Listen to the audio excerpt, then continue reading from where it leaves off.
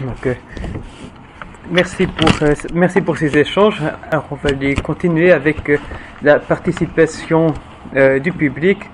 Donc, il y a un aimable étudiant qui se tiendra là avec un micro-baladeur.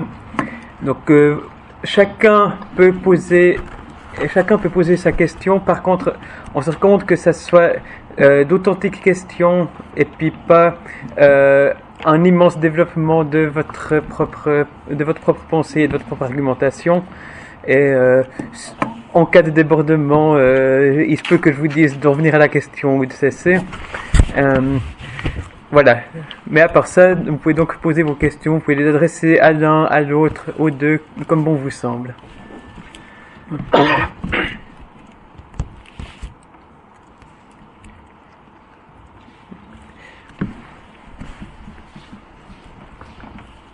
Bonjour. Alors moi, la question sera au monsieur de la libre pensée. Je vais essayer d'être aussi bref que possible. Au cours du XXe siècle, et depuis en fait donc les philosophes des Lumières, on a eu cette idée que donc avec Rousseau que l'homme n'était pas pécheur ou mauvais en lui-même et que par conséquent il pouvait accéder en fait à un état bien meilleur, notamment en étant libéré de beaucoup de choses. Au cours du XXe siècle, on a vu que cette idée de faire un homme meilleur, notamment avec la force de l'État, mais même finalement sans l'État, a amené à de grandes catastrophes. Est-ce que globalement le verre était dans le fruit dès le départ, ou pensez-vous que le verre, on peut, comme avec la conception de Rousseau, on va dire, faire sortir l'homme de son état de violence, de souffrance, etc. Voilà. Donc la question c'est, si on comprend bien, est-ce que l'homme en lui-même est porté au mal et à la violence, ou bien est-ce qu'il suffit de changer ses conditions pour que ça soit réglé? Merci de la question. C'est compliqué cette affaire-là. C'est très compliqué cette affaire-là parce que l'homme est-il bon, l'homme est-il mauvais, on en débat. Hein. Mais il y a une chose qui est certaine. Regardez aujourd'hui, on vit dans une société qui est peu satisfaisante. C'est le moins qu'on puisse dire. Il y a la jungle de Calais, il y a toute une série de choses qui sont, je sais pas, vous voyez des fois des choses dans la rue qui sont absolument poignantes, quoi. Et à côté de ça, c'est bien de parler de la France, pas exceptionnel, mais à côté de ça, regardez, on accepte de cotiser à la sécurité sociale. On a moins d'argent, hein, mais on accepte qu'on nous prenne une partie de notre argent et on accepte de cotiser à la sécurité sociale. On accepte de payer des impôts. Hein, pourquoi ? Parce qu'on pense que c'est quelque chose qui permet d'améliorer le sort de tout le monde. Vous voyez ce que je veux dire ? Donc, ça sous-entend ça, toute une série de choses qui sortiraient du cadre d'aujourd'hui, que je n'ai pas le temps de développer matériellement, mais qu'il y a une fraternité humaine, qu'il faut marcher vers c'est une utopie, c'est un idéal, on ne l'atteindra pas, mais avec le financement par la sécurité sociale, des hôpitaux, des soins, de la recherche, on améliore la société, on améliore surtout l'état de santé des gens. Quand j'étais gamin, il y avait des tas de gens qui marchaient dans la rue avec des cannes tout courbées, etc. On ne voit plus ça. Il y a des opérations, vous voyez ce que je veux dire ? Et c'est une réponse partielle, hein, j'en ai conscience, mais est-ce que l'homme est bon, est-ce qu'il est mauvais ? Rien que l'existence de la sécurité sociale, l'existence de cette solidarité humaine, de cette fraternité humaine, c'est quelque chose qui nous a rendus meilleurs. C'est-à-dire, je pense que l'homme se fabrique lui-même, que ça prend un temps infini, que c'est trop long, qu'il y a trop de retours en arrière, qu'il y a trop de barbarie, je suis d'accord, mais que nous nous fabriquons un peu meilleurs avec le temps. Je reconnais que c'est partiel, mais c'est pour donner l'idée qui est la nôtre. La place est ouverte à d'autres questions. Mademoiselle là-bas.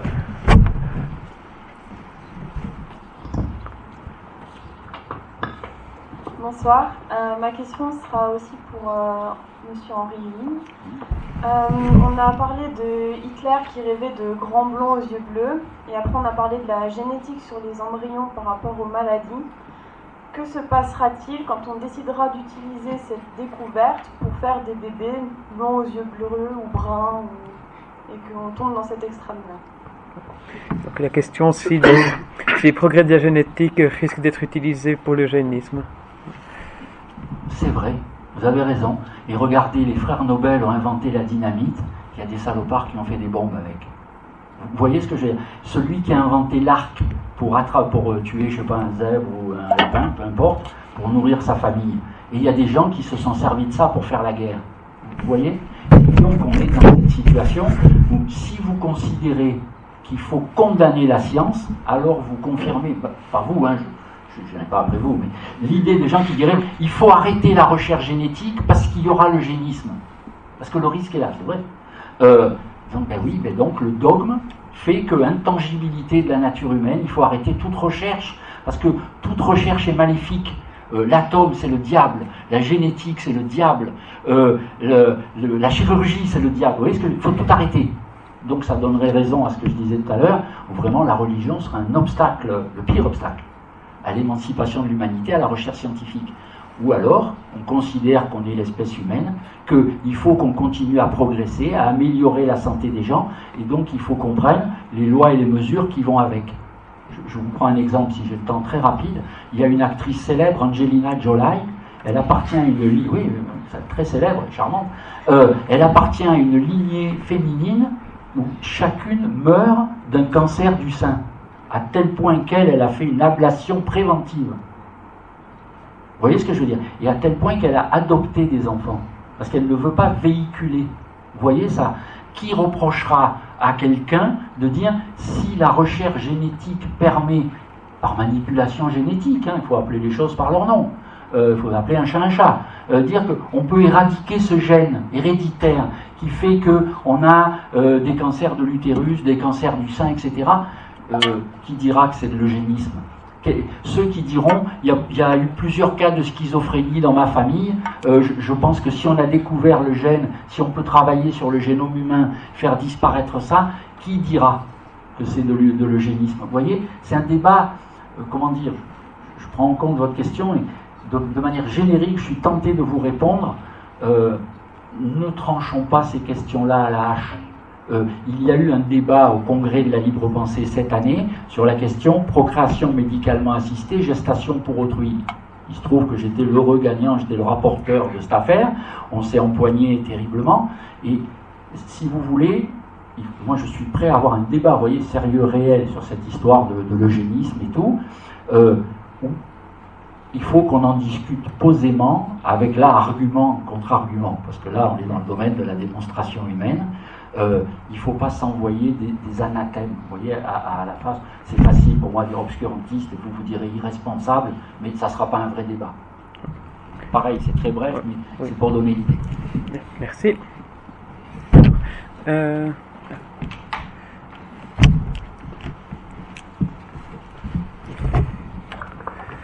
Bonsoir Monsieur Huil, je me prénomme aussi Henri, donc le dialogue va être très facile. J'ai eu la chance de lire dernièrement un livre assez intéressant d'un certain Rémi Brague, un grand philosophe, qui parle de ce qu'on appelle l'humanisme, mais l'humanisme avec la dérive que ce mot implique.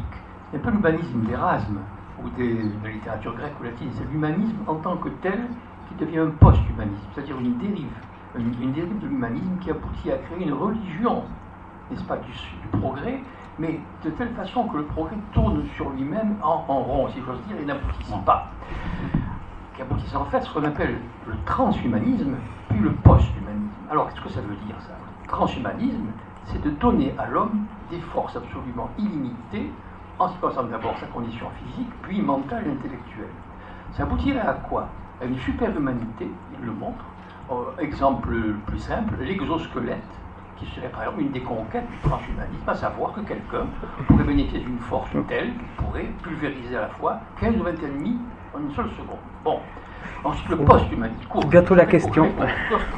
Post-humanisme, qui consiste à éliminer la mort, c'est-à-dire à reconstituer très facilement, d'après ce qu'ils disent, tous les organes pour en faire une sorte de bourse aux organes qui ferait que les gens privilégiés puissent ne plus mourir avec un cerveau, un foie, un pancréas, greffé, etc., etc. Alors que pensez-vous de cette religion, je dis bien c'est une religion, parce que vous n'aimez pas la religion, du progrès, qui, je dirais, tourne sur elle-même et aboutit à une sorte de dérive monstrueuse. Voilà ma question. Très bien. Bon, écoutez, d'abord qu'il n'y ait pas de malentendu, hein. Vous avez bien compris que je considère les religions, etc. etc. Mais attention, c'est ça le vote de la loi de 1905 et la laïcité. Nous, d'ailleurs, vous le savez bien, nous n'intervenons jamais, en aucune manière, pour dissuader quiconque de pratiquer son culte, ou etc. C'est l'absolue liberté de conscience. Et dans le cadre de l'absolue liberté de conscience, la mienne, l'absolue liberté de conscience, me permet de dire que, etc. Donc ça, c'est un premier point. Le deuxième point, je pense, monsieur, qu'on est beaucoup plus près, peut-être, qu'on peut se l'imaginer au départ. C'est-à-dire, effectivement, il y a une espèce de humanisme, mercantiliste. Il y a de la thune à se faire. Et c'est ça. Et si on va parler de toutes les choses horribles que vous avez décrites, c'est possible parce qu'il y a de la thune à se faire. Et je vous prends un exemple. Mais on sait faire ça. C'est-à-dire qu'on est capable d'encourager, de développer en toute indépendance le développement des sciences, des techniques, de la pensée humaine, et on sait prendre des lois pour protéger l'humanité contre ce que vous appelez le transhumanisme, à juste titre. Hein. Et je vous prends un exemple très très bête, sur les dons du sang, les dons d'organes. Vous savez, les gens qui attendent un cœur pour sauver leur enfant, un rein pour sauver leur épouse, etc. Il y a de la thune à se faire. Oui, mais en France, on ne la fait pas. Il y a la sécurité sociale, et il y a une loi qui dit qu'en matière de tissu humain, c'est forcément anonyme, bénévole, gratuit. Vous voyez ce que je veux dire? Et donc, je ne défends pas l'idée scientiste que la science en elle-même. Je reproche aux religions de faire obstacle à la science, mais je sais que la science, elle doit être contrôlée par la souveraineté populaire, par la loi, qui dit halte là, on ne fait pas de bénéfice avec ça. Il faut que ça soit humaniste, au vrai sens du terme. Voilà. Il y avait une question là-bas.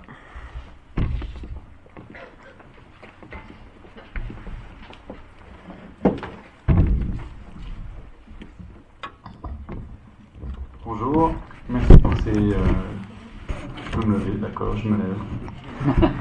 Merci pour ces développements et débats intéressants. J'aimerais revenir à la question de base, avec un petit twist, dans le sens où on parle de peut-il y avoir un Dieu sans religion, et ce un m'a frappé dans un cadre monothéiste assez clairement, et d'après vos exposés, j'ai compris qu'il y aurait possibilité d'avoir une idée de déité ou du déisme sans religion. Ça, j'ai cru comprendre que vous étiez en fait d'accord sur cette réponse, mais est-ce qu'il peut y avoir un Dieu, et dans ce sens-là, un Dieu unique, sans une religion qui essaye de convaincre le reste de la population qu'il n'y a qu'un Dieu? Ma question s'adresse aux deux. L'exemple typique dans l'histoire de la philosophie, c'est le cas de Xénophane de Colophon, au VIe siècle avant Jésus-Christ. Donc c'est-à-dire que c'est un pré-socratique, avant Socrate, avant Platon, avant Aristote, etc. Donc Xénophane de Colophon, c'est quelqu'un qui vit dans une culture polythéiste. La religion grecque est fondamentalement polythéiste, il y a ces différents dieux. Et lui, il rejette le polythéisme au nom de l'idée que si Dieu est un être parfait et tout-puissant, s'il y en a plusieurs, il y a une division de la puissance. Donc un être parfait et tout-puissant ne peut pas exister. Le polythéisme, en fait, détruit l'idée de puissance qui est inclus dans la divinité.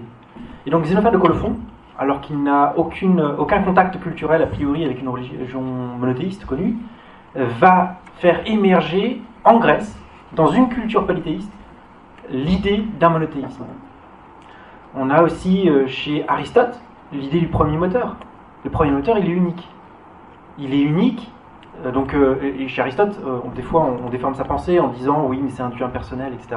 Enfin, c'est quand même le dieu qui s'adore parce qu'il est la pensée de la pensée, et que la chose la plus merveilleuse, c'est Dieu, donc Dieu pense à Dieu. Et il se pense lui-même, donc c'est bien un être personnel. Mais c'est un premier moteur qui est unique. Il n'y en a pas plusieurs chez Aristote.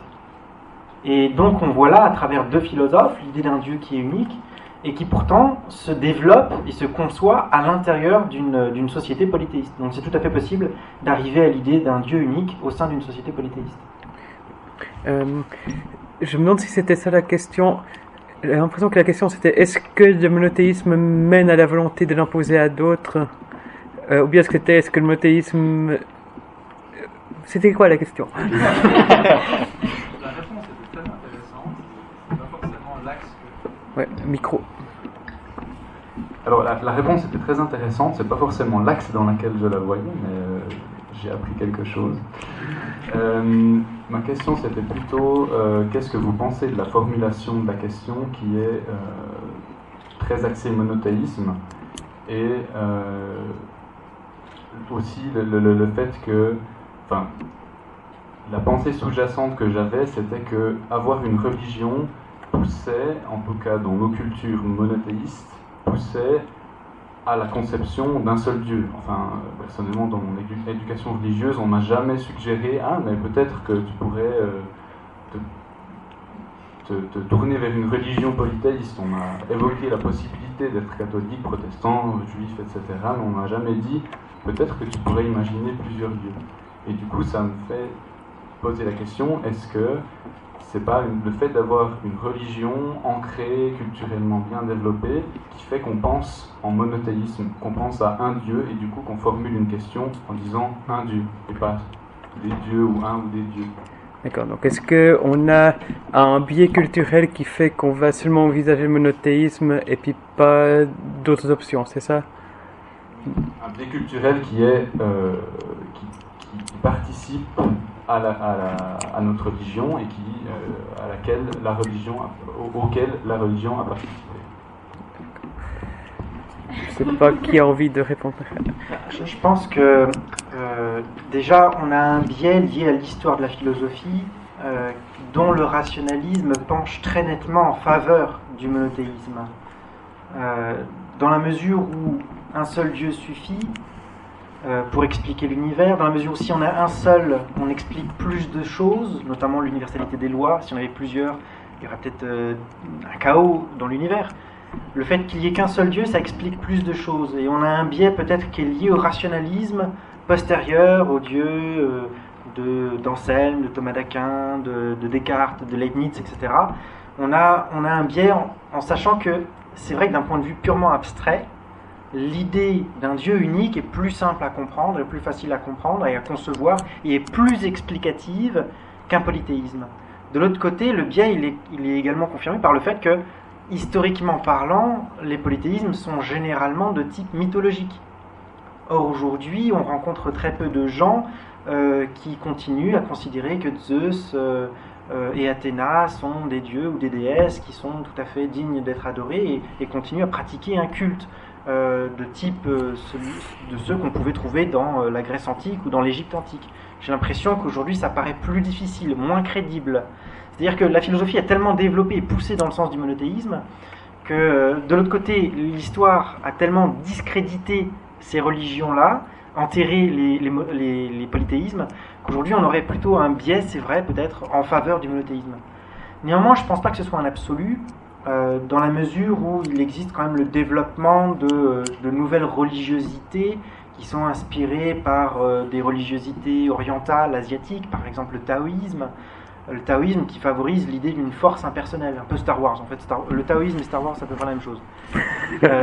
En gros.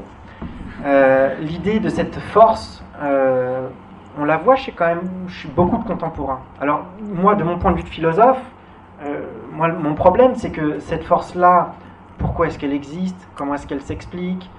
Pourquoi est-ce qu'elle crée plutôt que non? Les taoïstes même disent du Tao, on ne peut rien en dire.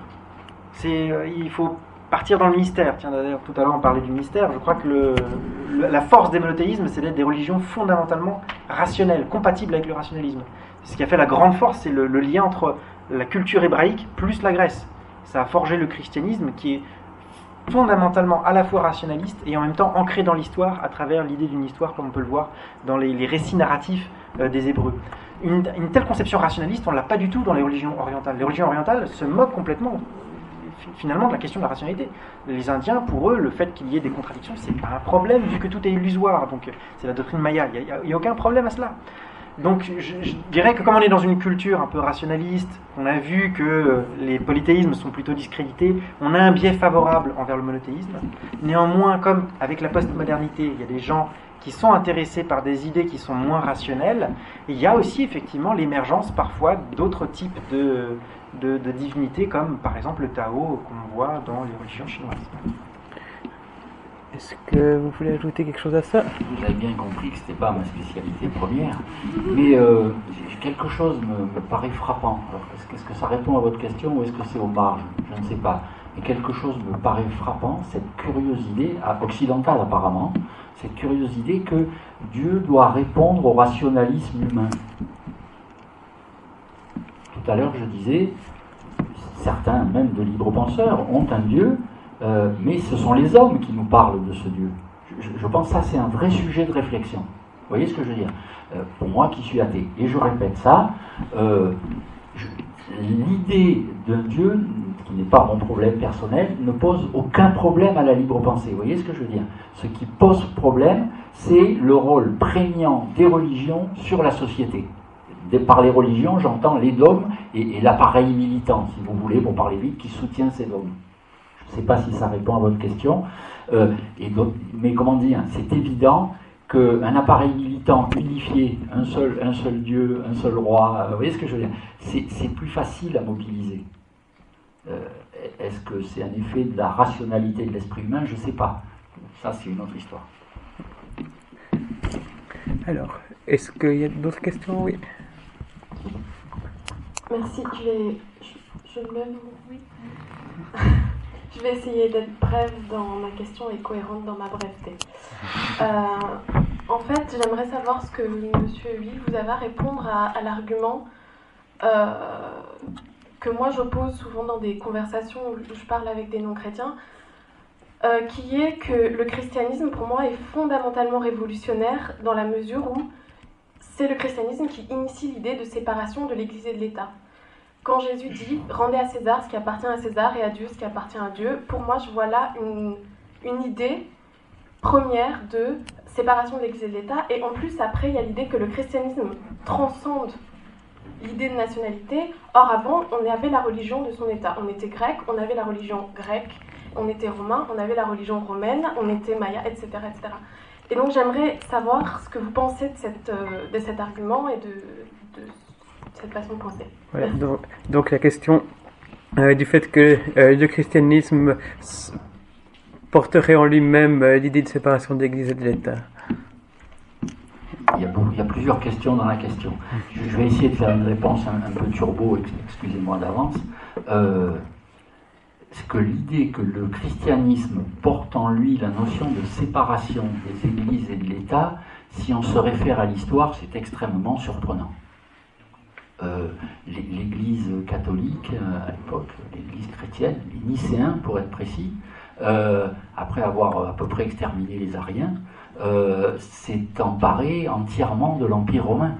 Et c'est confondu avec les structures même de l'Empire romain, de l'État romain. Là, regardez, les églises, encore en France aujourd'hui, l'Église catholique est organisée en diocèses. C'est une division administrative de l'Empire romain. Vous voyez ce que je veux dire? Que dire du rôle de l'Église dans le cadre de la monarchie française, de l'Église catholique, qui est une Église chrétienne? Et que dire des persécutions? Que dire de la Saint-Barthélemy? On a réglé une question religieuse à partir des sommets de l'État.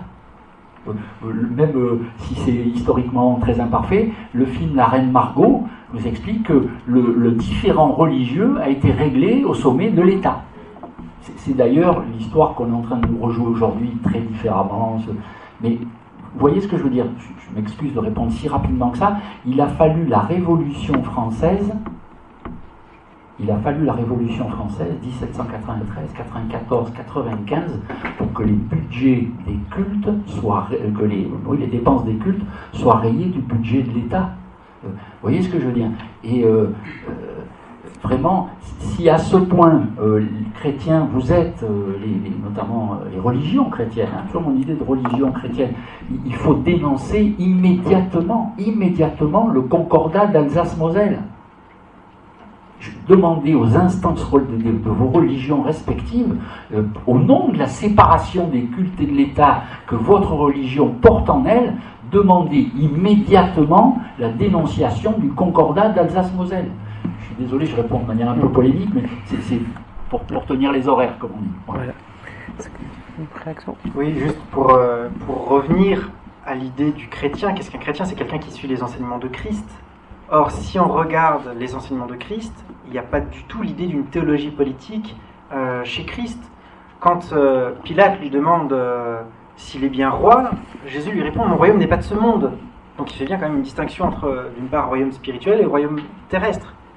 Jésus enseigne qu'il faut rendre à César ce qui est à César et rendre à Dieu ce qui est à Dieu. Là encore, il distingue clairement d'un côté le domaine spirituel et de l'autre le domaine terrestre. Et c'est pas juste un hasard, c'est pas juste une citation qu'on trouve à droite ou à gauche. C'est dans l'idée même de la messianité qu'il se fait de lui-même que le Christ s'oppose même à ce que l'on attendait que le Christ soit. Les zélotes, ils attendaient quoi? Ils attendaient une révolution politique. Ils s'attendaient à ce que le Messie vienne pour botter en touche les Romains, hors de la terre d'Israël. Jésus vient, certains zélotes ont peut-être été très intéressés par Jésus, le Messie, peut-être que c'était lui qui allait virer les Romains, et finalement non, il ne vient pas pour cela. Il leur enseigne lui-même que ce qu'il vient apporter, c'est un royaume spirituel. Jésus n'est pas venu pour apporter un royaume terrestre, mais pour réformer des cœurs, pour changer des cœurs, pour faire une révolution spirituelle et pas une révolution terrestre. Donc on ne peut pas dire, si on regarde juste les enseignements de Jésus, que le christianisme est fondamentalement théologico-politique. Après que des institutions aient pu, par la suite, utiliser leur pouvoir spirituel pour en profiter sur un terrain terrestre, c'est possible, mais ça n'appartient pas à l'enseignement de Jésus. Merci. Alors, peut-être encore une ou deux questions.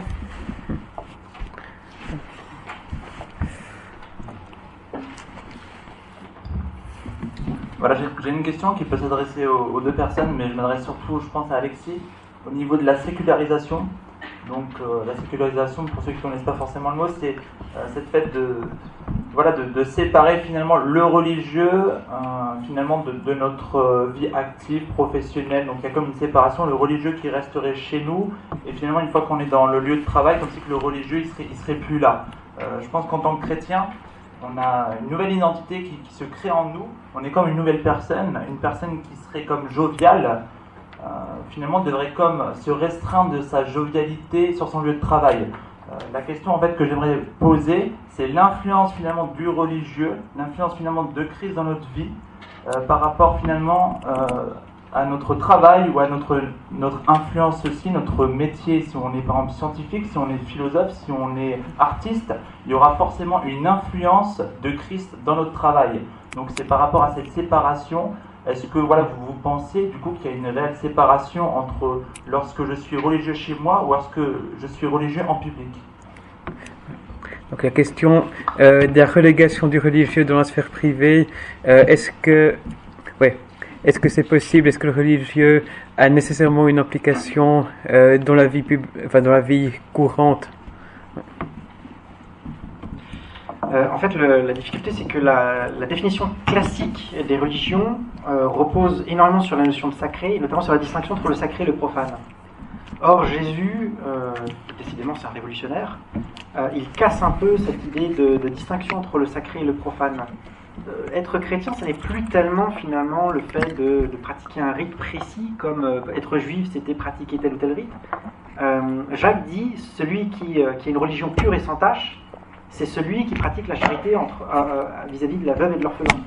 Et donc d'une certaine manière, être chrétien, ça implique toute la vie intégralement de l'individu, ça lui donne une espérance qui est nouvelle, et cette espérance, il ne peut évidemment pas la laisser de côté lorsqu'il entre au travail le matin ou lorsqu'il franchit le seuil de la mairie.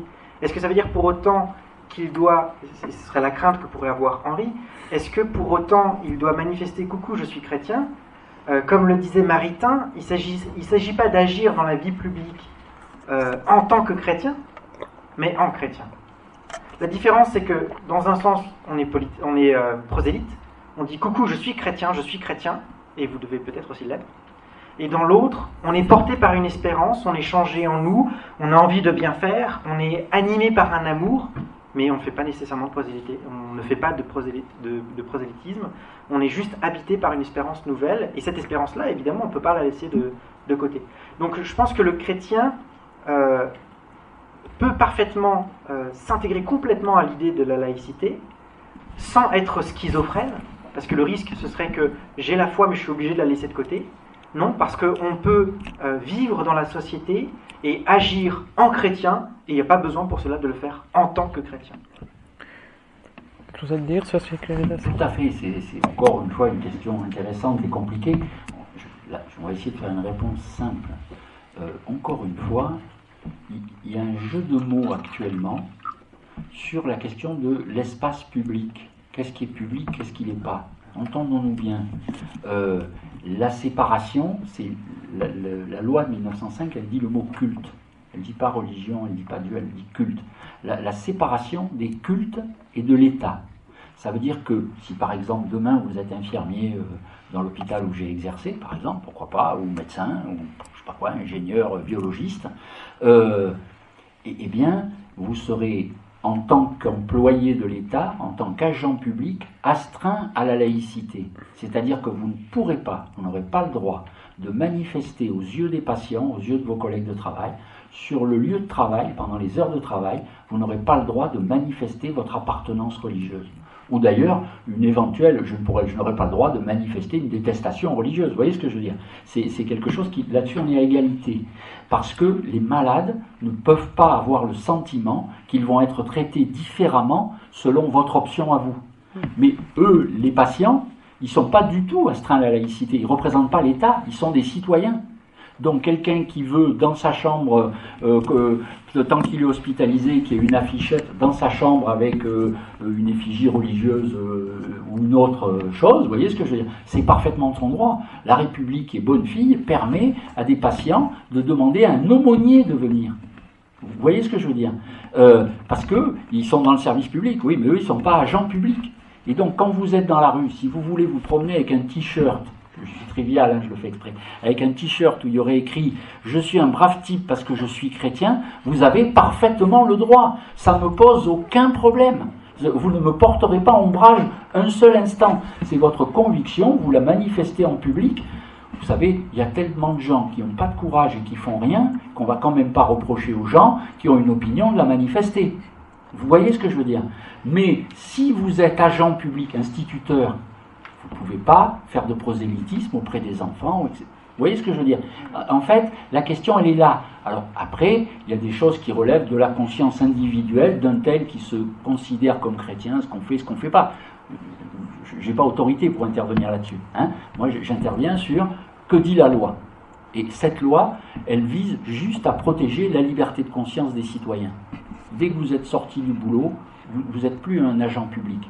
Vous êtes dans la rue, dans l'espace public. Vous manifestez ce que vous voulez. Voilà, je ne veux pas être plus long que ça. J'arrête. Alors, merci beaucoup. Alors, on va arrêter là le temps des questions. Alors, je pense qu'on peut chaleureusement remercier nos orateurs, Alexis Masson et Henri Louis.